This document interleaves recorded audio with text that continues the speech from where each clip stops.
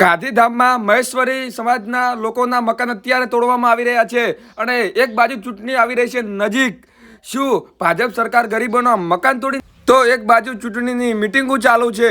તો આ વિડીયો આપણે પૂરો જોઈ લઈએ કે ભાજપ વિશે બધા ભાઈઓ શું બોલી રહ્યા છે અને આમ આદમી પાર્ટી વિશે પણ શું બોલી રહ્યા છે ભાઈઓ. લો આ વિડીયો તમે એન્ડ સુધી જો અને બને એટલો શેર કરી દો. આ લોક કુવામાં નાખવાના છે. કેટલા વર્ષથી નહીં નાખતા ક્યાં પણ અમે તો છે 50 વર્ષથી સૌ એની સરકાર 30 વર્ષથી પણ હજી સુધી બ્લોક નખાણા નહીં નખાણા ચોય.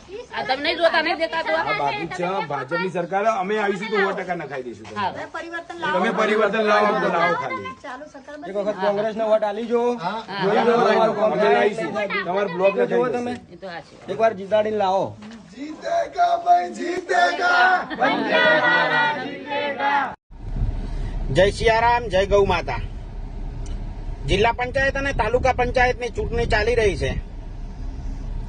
એના અંતર્ગત અમારી તનકવાડા, લીલાદર, ચગવાડા, હરિપુરા, છાપરા, કુંવારવા આવા 4-5 ગામોને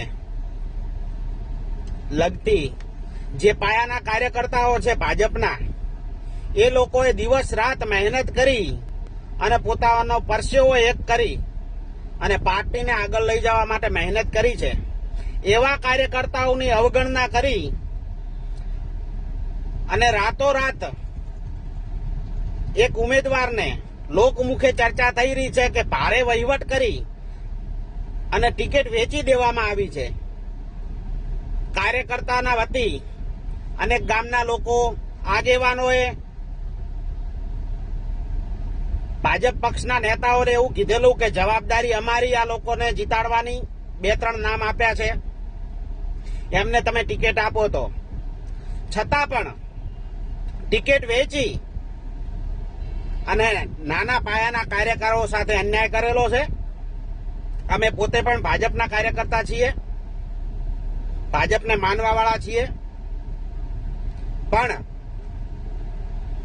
જે કાર્યકર્તાઓની અવગણના થઈ છે એના લીધે તનકવાડા, લીલાદર, ચગવાડા, હરિપુરા, કુંવારવા આ સીટ ઉપર અમે ભાજપના વિરોધમાં મતદાન કરશું અને કરાવશું. ભાજપના અમુક આગેવાનોને પણ ખબર પડે કે પાર્ટીની કાર્યકર્તા જે હોય છે એની અવગણના કરવી કેટલી ભારે પડે છે. એટલે આ લોકોને આંખો ખોલવાની છે. ભાજપ વિરુદ્ધ મતદાન કરીને દરેક લોકોને આહવાન કરું છું કે ભાજપ વિરોધ મતદાન કરીને આ લોકોની આંખો ખોલો. કાલે ડોક્ટર બાબા સાહેબ આંબેડકરની જન્મ જયંતિ હતી અને અમે લોકો અંજારમાં કાર્યક્રમ પતાવી ગાંધીધામમાં ગયા. ગાંધીધામમાં ખેડોઈ વિસ્તાર, જગજીવનનગર માં જે લોકોને દબાણ દૂર કરવાની નોટિસો આવી છે એમની સાથે મુલાકાત કરી અને ત્યાં કને મને જે જાણવા મળ્યું, એ લોકોએ કીધું કે 200 થી 250 લોકોને મકાન તોડવાની નોટિસો આપવામાં આવી છે અને એ તમામે તમામ મહેશ્વરી સમાજના લોકો. છેલ્લા 1.5-2 મહિનાથી ગાંધીધામમાં હું દર વખતે કહેતો આવ્યો છું કે મહેશ્વરીનગર, સુંદરપુરી, કારગો, જ્યાં જ્યાં ઝૂંપડપટ્ટી આવેલી છે તમામ ઝૂંપડપટ્ટી આ ભાજપની સરકાર અને આ ભાજપના કમિશનર તોડશે. સરકારી અધિકારી કોઈ દિવસ કોઈ પક્ષનો હોતો નથી, એ સરકારી હોય છે, એ પ્રજાનો નોકર હોય છે, પણ આ જે કમિશનર છે એ ભાજપના કહેવાથી કામ કરી રહ્યો છે. એટલે તમામે તમામ ગાંધીધામના લોકોને હું કહેવા માંગુ છું, કાલે તો એ અટકી ગયું. ચૂંટણી પૂરતો ત્યાં કને તોડવામાં નહીં આવે, ચૂંટણી પછી તૂટશે એ ફાઇનલ છે. મકાન તોડશે જ જગજીવનનગરમાં અને ચૂંટણી બાદ બીજા ઘણા બધા વિસ્તારોની પણ તૈયારી છે આ લોકોની.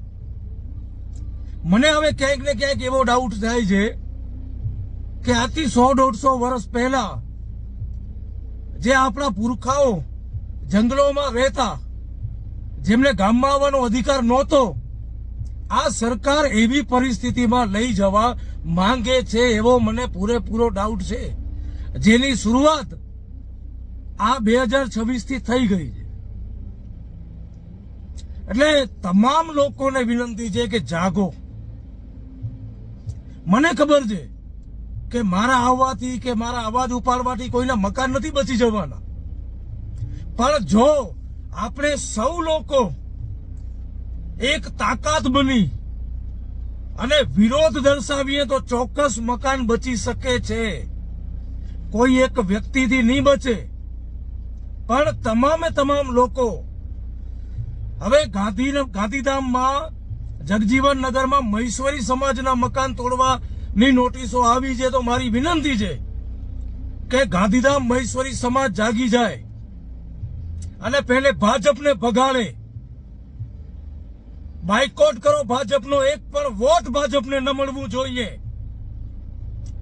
અને ચૂંટણી પછી જ્યારે જગજીવન નગરમાં ઝુંપડપટ્ટી વિસ્તાર તોડવા આવે ત્યારે સમસ્ત મહેશ્વરી સમાજ ગાંધીધામ ઉપડી પડો, આ સરકારના વિરોધમાં આવો, કારણ કે તમારી રોટી તો છીનવી લીધી, હવે તમારી મકાન છીનવા માટે આવ્યા છે આ લોકો.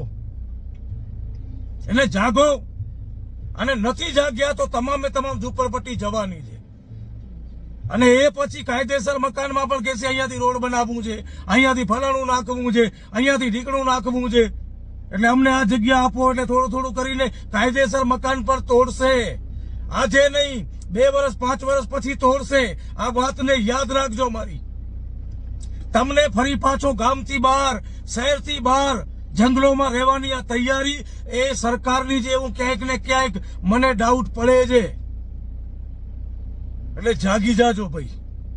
મારું તો માનવું એવું છે ને, ચૂંટણી જિલ્લા પંચાયત, તાલુકા પંચાયત, નગરપાલિકા, મહાનગરપાલિકાની એની અંદર મારું માનવું એવું છે કે હરામ બરોબર જો આ પ્રજા માટે એક કે ચૂંટણી લડતા હોય તો, એક કે પક્ષના હરામ બરોબર જો પ્રજા માટે ચૂંટણી લડતા હોય તો આ 100% ગેરંટી હોય આપણી. તમતારે એનો પ્રભાવ તમે જોઈ લેજો 2-3 વર્ષ પછી જે રિઝલ્ટ આવે એ બરોબર પછી તમે જોજો. તમને કોઈ હોંકારો દે ને તો મને કહેજો, આવજો મારી પાસે. તમતારે હોંકારો કોઈ નહીં દે, કેમ કે આ પ્રજા માટે કોઈ ચૂંટણી જ નથી લડતું. તમને કહું ને ગુજરાતની અંદર હમણાં તમે જો જા હોય બાકાજી કે બોલાવે છે, ઓલાનું ફોર્મ ઓલો ક્યાં આવે, ઓલાનું ફોર્મ ઓલો ક્યાં આવે, કોંગ્રેસનું ફોર્મ ભાજપ વાળા ક્યાં આવે, ભાજપનું ફોર્મ આપ વાળા ક્યાં આવે, આપનું ઓલો ક્યાં આવે.